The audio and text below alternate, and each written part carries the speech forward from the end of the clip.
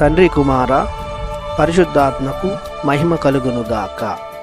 ఈనాటి జీవవాక్యం. ఈ లోకమున నేను ప్రభు మంచితనమును చూడగలుగుదునని నా నమ్మకము.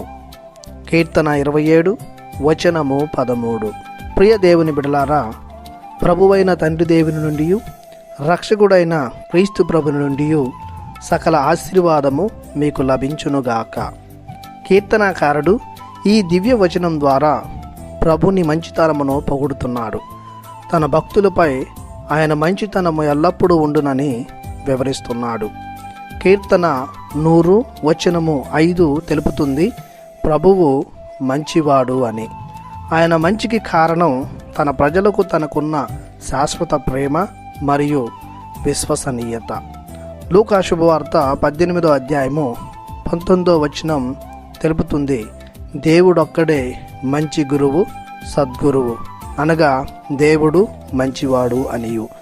కీర్తన 34 వచనం 8 చెబుతుంది, పరిశీలించి చూడుడు, ప్రభువు ఎంత మంచివాడో మీకే తెలియనని. మన ప్రభువు మంచివాడు కావున ఆయన ఎడల విశ్వాసం ఉంచాలి, ఆయనను ప్రేమించాలి. ఈ లోకమున జీవించినంతకాలం మనం ఆయన మంచితనమును ఆస్వాదించుదము. ఆయన చూపించే ప్రేమలో, దయలో, కరుణలో, ఆప్యాయతలో, అనురాగములో, తన ప్రజలకై శ్రమలు, కష్టాలు అనుభవించుటలో, హింసలు, బాధలు పొందుటలో దేవుని మంచితనం కనిపిస్తుంది. ఆయన శిలువపై మరణించి పునరుత్థానం పొంది మానవాళికి క్షమాపణను వసుగుటలో, రక్షణను అనుగ్రహించుటలో క్రీస్తు ప్రభుని మంచి గుణం వ్యక్తమవుతూ ఉంది. మనం పొందుకున్న మానవ జీవితం, కుటుంబ జీవితం, ఆధ్యాత్మిక జీవితం, క్రైస్తవ జీవితం దేవుని మంచితనానికి నిదర్శనం. మనం అనుభవించే ఆయుష్షు, ఆరోగ్యం, ఆనందం, ఐశ్వర్యం, అంతస్తు దేవుడు మంచితనంతో ఇచ్చిన అనుగ్రహాలు.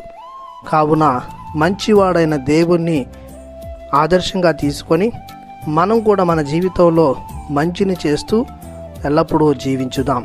అంతేకాక దేవుని ఎడల అపార నమ్మకం కలిగి ఆరాధనలతో, స్తోత్రములతో పొగుడుదాం. ప్రార్థించుదాము. కృపతో నిండిన మా ప్రభువా, మీ దయను బట్టి మీకు వందనాలు, స్తుతులు, స్తోత్రములు. మాకు మీ అపార ప్రేమను, కరుణను ఎల్లప్పుడూ దయచేస్తున్నారు.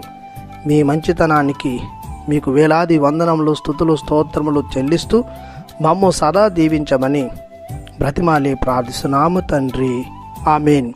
దేవుడు మిమ్ము దీవించునుగాక. ఆమెన్.